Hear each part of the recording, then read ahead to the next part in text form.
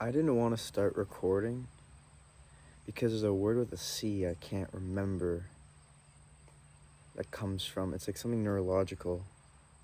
It's something to do with your headspace. It starts with a C. It's not consciousness. But that's the reason I've just procrastinated for the last 10 minutes. And it's not that I'm not looking at the camera. I just really like the view behind it. So I'm going to look at that instead. But I really wanted to hold myself accountable and kind of like make videos of just like me. Hopefully like not from a vain place though. Like it's not. It's more from this like I kind of want to remember the thoughts I have now because I'm just so appreciative of like life. And photography is something I think that's super beautiful, and I think people who capture photos of others for like them to remember, I think there's something so endearing and like cool about it that I want to start doing. And I think it's really cool that I can just record videos and post it. Not really for anybody, but you know, you're always gonna root for yourself and think like, oh, what happens if this goes viral, or what happens if I get super popular? Things kind of only change if you want them to, you know. I'm really proud of myself for making this video because I think the energy it takes to kind of put something in motion is takes a while, and I hope in these videos that I get better at speaking to a camera.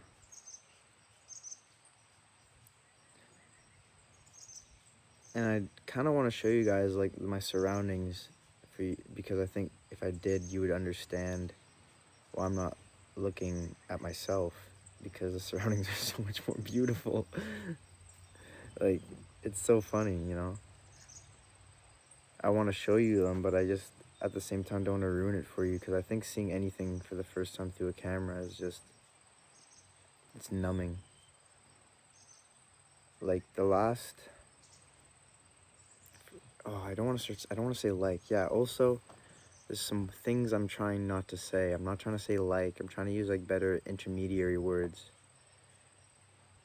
An example of this is not saying like or as, or saying, or like kind of saying furthermore or something, you know, but that may be a bit too smart for me. Yeah, I haven't had a phone for like a year and 2 months, I would say. Like the entire school year last year and a long part of the summer, I was just like without a phone.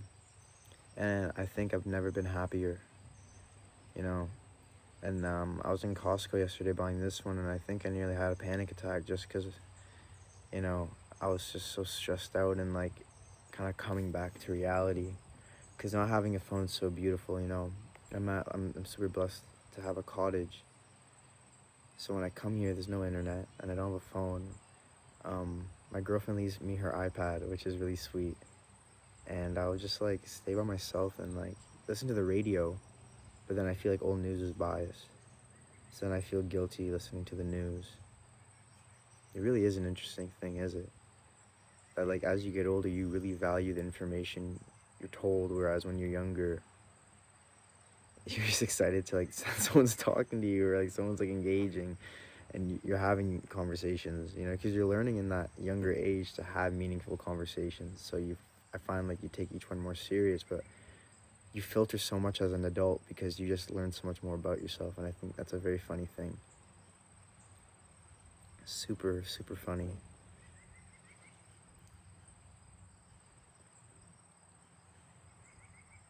I feel like I know so many places so personally.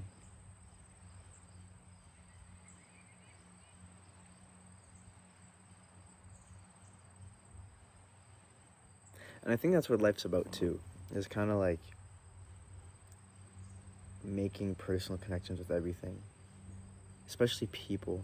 And the thing I was thinking about the other day, that I'm really happy I thought about again in my noggin, was that, you know, like when like there's kind of like stereotypes and you kind of meet people as well, you know, because I can't say I haven't met people like this that kind of almost like overlook you or dismiss you due to your financial situation, your way of life, or whatever. That's so disabling to like making intimate and making like very personal connections with people that you probably could end up really liking or loving. And I think about that a lot because you're not meant to like your family, you're meant to love them. You know, like there's many family members I don't like in per se, or per se, I think is how you say it. But I do love them, and that acceptance for who they are. So I ask myself sometimes that how important are the relationships you make with your family? Because I do know people, that aren't very close with their family members, me included, with some I'm not close with. How much did that affect me in making interpersonal relationships with people? Because I like to believe that I will talk to anybody, but would I? And that's kind of the question, because you like to everyone likes to give themselves credit, but I feel like when you become an adult, it's to kind of realize that your credits run thin and you should just like start taking in people for who they are, and that maybe you're the bad person.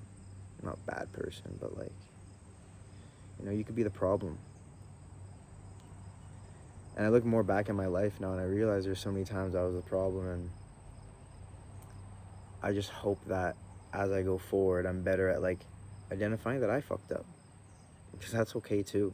You're more than allowed to fuck up. And I think I find the people who fuck up the most, but are at the same time working to being the best versions of themselves, are often surrounded by the most supportive people.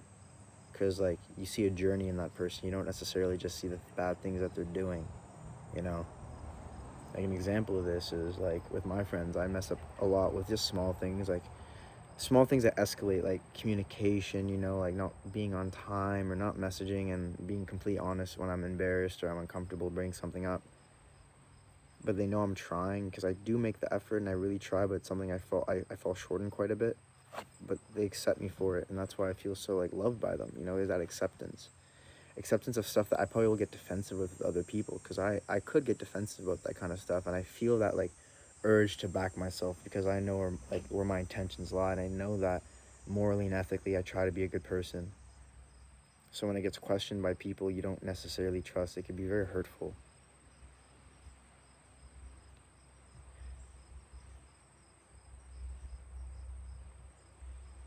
We have cumulus clouds in the sky today, and the sun is being covered by a single branch, so it's kind of gleaming on, so it's a very nice.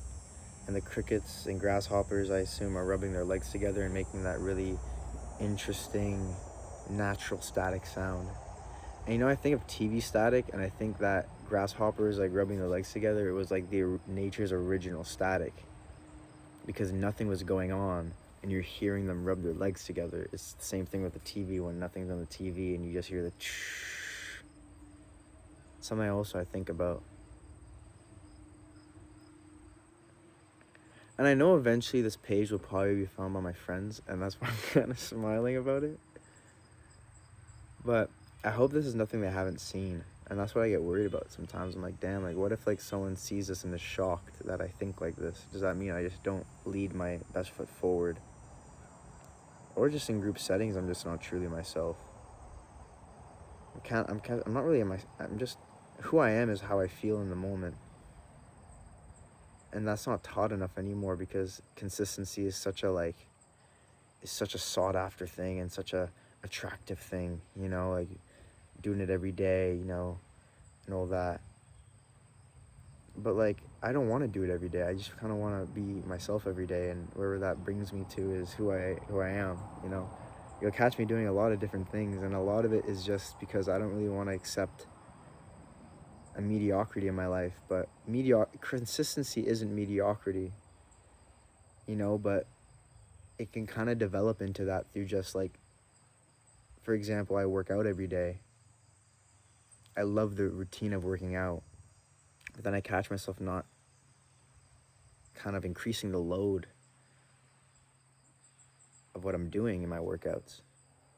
That is like a professional mediocrity in an example, like I've been around a lot of high level sports, and professional mediocrity is something that I see a lot, because when you think of an athlete, you think of the above and beyond person. But I remember many times I met friends that did so well in trials, or so well like in exhibitions and practices. And then once they kind of achieve that spot, whether that was a starting position or whether it was making the team, it's kind of you stop. A bit of that hunger diminishes. And what makes someone so incredible is that hunger not diminishing. You know, like as you get older, you realize what makes people good at what they do, and it's literally that. It's just like fighting for that little bit every more, and it gets hard. I burned out, and I'm not old. I'm supposed to be in like a physical prime, but like I burned out. You know, it's exhausting without the right support group. And when you like hear people do it by themselves and you've had a taste of it, it's like, holy crap, good for you. And I think that's why it's so easy for people in suit and ties to talk about athletes behind a panel, not having played at that level or even reaching that level of success. Because I feel like that's the only way you could judge it. Because if you actually live through it, you'd almost look at it more as like a rite of passage, you know. And I think when you fully, really, really respect something, you learn to respect the people that do it, you know. And I think that's why like also your profession matters a lot. Like there's professions that I feel like almost feel cultish because they heavily protect like the achievement of even being there. And I think that's a pretty cool thing. But when that obsession to protect oh no, look, I have a bad habit biting my nails, and sometimes like it bleeds, and I think it just did, so that's unfortunate. But yeah, when the will and kind of desire to protect your kind of profession comes out in something that can be perceived as like cultish or like we don't want you here, you've kind of lost the plot. I protect, like for example, like I really like value and respect construction workers. You know, having worked construction myself, like doing it every day is fucking, oh no, shouldn't be swearing. Doing it every day is incredibly difficult. So you learn to respect it a lot. And you'll notice like blue collar workers, if someone's fake blue collar, or there's someone who's being a fake doctor, you take it as such a personal attack. But if someone like says they're good at a sport that like everyone has access to, it's kind of like, whatever, you can play too. I don't necessarily have to like you. But when you have those like, not more niches, but more difficult things to acquire or start up doing, I think is the best way to put it. You protect it a lot, you know. That's why I've always thought of like country clubs as well, like golf. The startup is like you invest a lot, you do a lot, you know. And you go to these clubs and like you work so hard to get there. You know, it's probably the best way to put it is like foot in the door, you know. Like when you're in a place and it's hard to get your foot in the door, you protect it so much more. But with sports, it's not really a foot in the door because it's kind of just like, oh, go to the store, get shoes, I'm a runner now, you know. But now, oh bro, guys, stay with me. Now, like you'll see more and more sports kind of normalize a more expensive startup. And I know that's kind of rooted in capitalism and like sales and consumerism, but it's also very rooted in people wanting to kind of have like their own thing, you know, because they want to kind of see that investment. They don't like seeing the guy who's beating records running in jeans or like Converse. Like I go on runs in Converse and like board shorts because that's what I want to wear. I like wearing like, I like always feeling like I can control what I wear and how I feel when I wear it. And people will look at me maybe like I'm running from like to my friend's house, you know. They don't even look at me like I'm an athlete training, you know, because we're so sold on having to wear like skin tight shit. But I don't want you to see my bulge. I was trying to be humorous there, and I thought it was really funny. maybe now wasn't the time, I would say. But I hope you guys are sticking with me. And by you guys, I mean my future self, or my future friends or past friends or anyone who like scrolls across this video.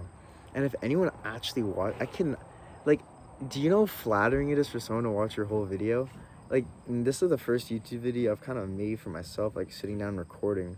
And I just know now, after making this, how flattered I would feel if someone sat down and watched this. Like, there's a podcast a good friend of mine put me on this summer, a couple months ago, maybe a month and a half. And it's literally just him talking to a camera, and he would listen to it. And I think that's such a testament to like the interest he carries in what he's talking about. Because like right now I'm at 15 minutes and 17 seconds. I don't think I could even watch this. And that means not only am I part of the problem, I'm a huge hypocrite. I do listen to podcasts, but like exciting ones when they have like an interesting speaker or they're talking about something super fascinating, you know, like I'll watch it. But I'm just speaking now, and you guys can't really predict where the conversation heads next, so this is just completely like shot in the dark. So it kind of says who you are as a person. Being able to watch this means that you're willing to invest, I guess. Investful people, maybe. Oh my gosh, I can't believe how easy it is to ramble. This is 16 minutes now. Wow. When I first started recording, I was pretty convinced that I would only last 3 minutes in talking, but I notice I'm just growing more comfortable, and now I notice why it's so easy to talk for hours. You know, when these people have podcasts for like over an hour, I used to be like, wow, it's so impressive they can talk like this. To be fair, I'm just going off my head. Oh my gosh, are you okay, buddy? I got you, chill. I just want to show you to my friends. You guys see this? That's a caterpillar, and he just fell from the tree onto me. You see him? Hope he doesn't bite me. I always get scared bugs are gonna bite me, even though this guy's harmless. I don't know where like my fears come from small bugs doing a lot of damage. I think it's probably all like the adventure movies I watched as a kid where a little bug bite would make a guy's head swell up, you know? Oh, that's silly. But it's true. It's really true. I had a really bad fear of spiders, and now I quite like them and to observe them, and like I'm always trying to break the touch barrier with them, so I would say maybe second base. Oh goodness. Well, this has been super fun, and I want to do this every day, so I gotta cut this short because this is a great habit. Thank you.